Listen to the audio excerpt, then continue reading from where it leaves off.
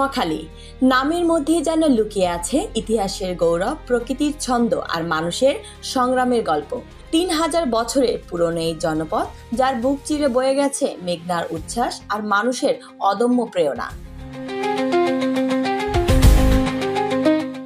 যুগের পর যুগ ইতিহাসের বর্ণাঢ্য পথ পেরিয়ে নোয়াখালী হয়ে উঠেছে বাংলাদেশের এক ব্যতিক্রমী জেলা।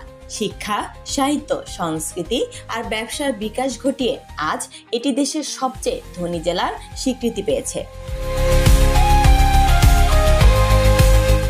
এই জেলার মানুষের পরিশ্রম শুধু জমিনে নয়, দেশের অর্থনীতিতেও রেখেছে গভীর ছাপ।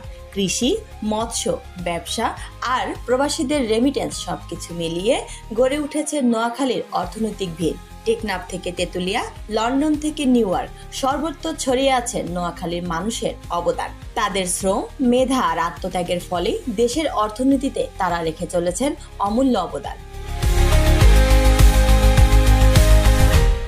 বঙ্গোপসাগরের উচ্ছ্বাস আর মেঘনার বুকে গড়ে ওঠা দ্বীপগুলো আজ হয়ে উঠেছে সম্ভাবনাময় পর্যটন কেন্দ্র।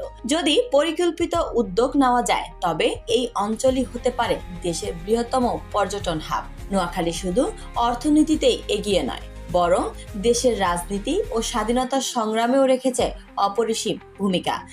বিভিন্ন সময়ে এই জেলার মানুষ নেতৃত্ব দিয়েছেন দেশ গঠনের গুরুত্বপূর্ণ পদক্ষেপে।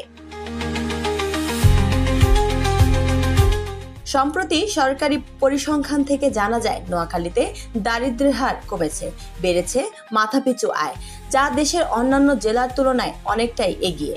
নোয়াখালী আজ শুধু অতীতের গৌরব নয়, এটি একটি নতুন সম্ভাবনা, একটি নতুন দিগন্ত।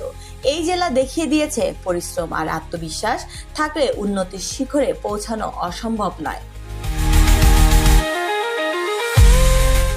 নোয়াখালী একটি জেলা নয়, এটি একটি গল্প, সংগ্রামের, উন্নয়নের, সম্ভাবনার গল্প। আর এই গল্পের প্রতিটি অধ্যায়ে আছে সাহসী মানুষের পদচিহ্ন।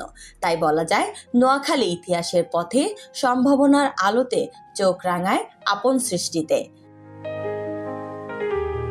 লামিয়া তমা, দৈনিক নবদৃষ্টি, নিউজ ডেস্ক।